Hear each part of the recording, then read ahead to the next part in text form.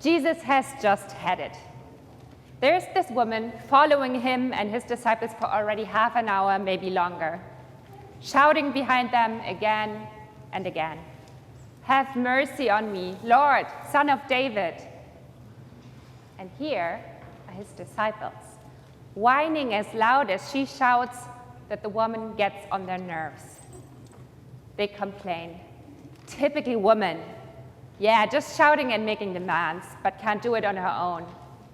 Hey woman, be quiet. Go home and let your husband teach you better manners." But she's undeterred by their rude comments and continues to shout out, "Lord, have mercy.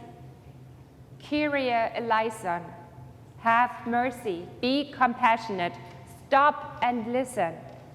I have a daughter and she is sick, very sick, and only you can cure her. Lord, have mercy on me." After a while, Jesus cannot ignore her anymore.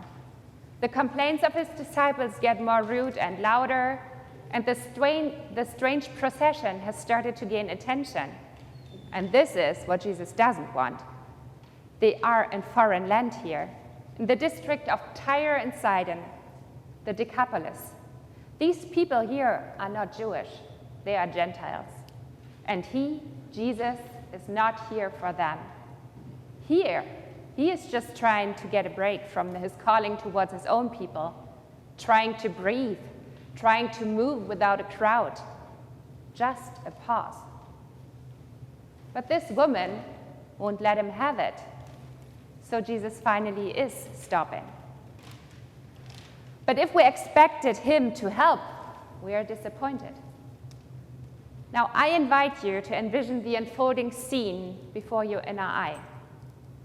Jesus stands there in the hot sun of the day.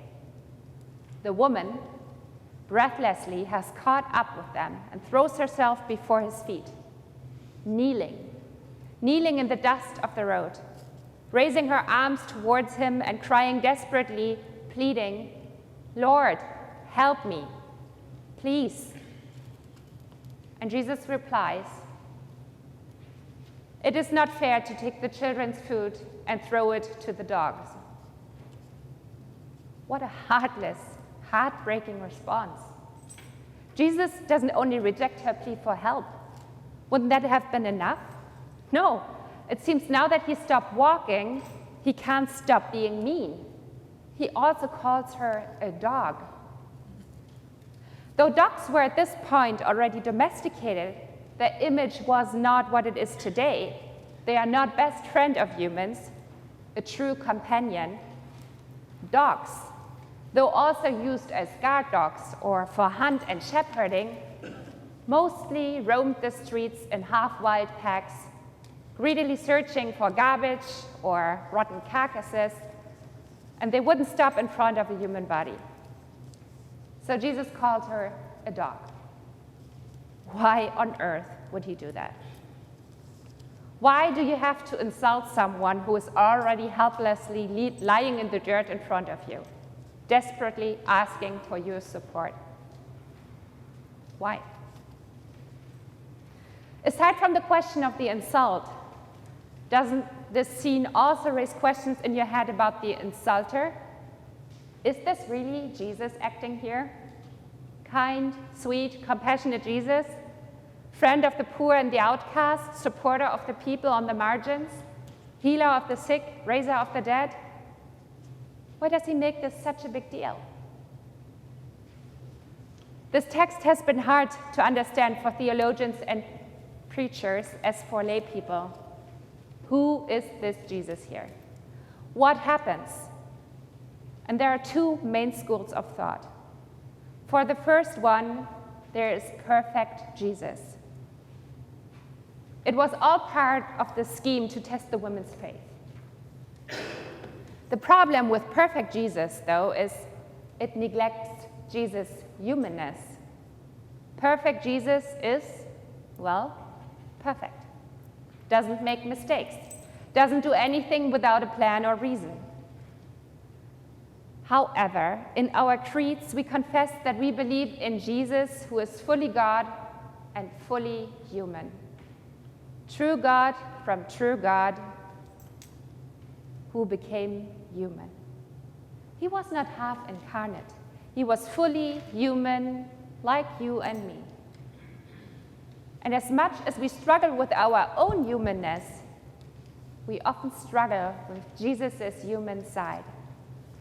We are longing for a role model that we can, on one hand, try to follow suit, and on the other, reject when we fail by saying, you know, I'm sorry, I'm not Jesus. That's kind of shallow and easy way out. But our whole faith is based on the painful suffering and death of the human Jesus of Nazareth on the cross. And if we assume that Jesus felt all our human emotions during his ordeal, why shouldn't we assume the same here? Jesus struggles, he snaps, he discovers, he grows, he falters, he learns, he fears, and he overcomes. He is real. And this is the second school of thought. Whatever the reasons for Jesus' behavior, he definitely behaves unkind. And he's not looking for an excuse to not interact with the woman when he rejects and insults her. This is not some reason that he makes up on the spot. It is deep conviction, a conviction that was formed by culture, tradition, and religious practice. Conviction that certain people are deserving and certain people are not. And in this case, Jesus is only sent to God's chosen people, the people of Israel, and not the many other tribes and peoples living in Palestine. The others. Who are the others? In this case, it was not important who the woman was. Was she well-educated, wealthy, widowed, poor, free, or a slave? That all was not as important as what she was not. Jewish. She was the other, not part of God's people. We have that category too. And we can use it to refer to people whose worship looks different than ours, or who have a different religion in general. The others can be the opposing team, the company with a similar product line. The others can be those who don't speak your language, don't share your view on sexuality, gender, abortion, politics, immigration, environmental action plans, and racism. But in its essence, the others is a category that protects yourself from an inner debate about who you are, what you believe, and what the consequences of your beliefs are for the world around you. The others is a concept that allows you to hold your inner eyes shut, to cover your ears, and continue to proclaim your own greatness and perfection. But as Elizabeth mentioned, something unexpected here happens in the text. Or rather, something doesn't happen. The woman does not cave in. She continues to stand in for herself and her daughter. And with her smart argument, she breaks through Jesus' mindset. Yes, Lord, yet even the dogs eat the crumbs that fall from their master's table. She beats him with his own weapons. Now, I imagine a stunned silence. Jesus, for a moment, doesn't know what to say or do as the woman's response works through his mind. He is teaching God's love and forgiveness. Now, how can he stop here? She's asking for a place at the table and accepts it even in the role of the dog eating the scarce leftovers. Now, how can Jesus limit teaching the good news and sharing the experience of God's greatness? Wouldn't that also limit God? Limit love? And Jesus learns. He changes his mind. He widens his heart. He accepts the lesson this foreign woman gives him. He, God's Son, man of God's chosen people, a rabbi, a human. He accepts this teaching of a female foreigner. And then Jesus answers her, "Woman, great is your faith. Let it be done for you as you wish." And her daughter was healed instantly. Can good news be good news if they are not good news for everyone? Who are we to exclude people? To define them as others, not worthy, not welcome?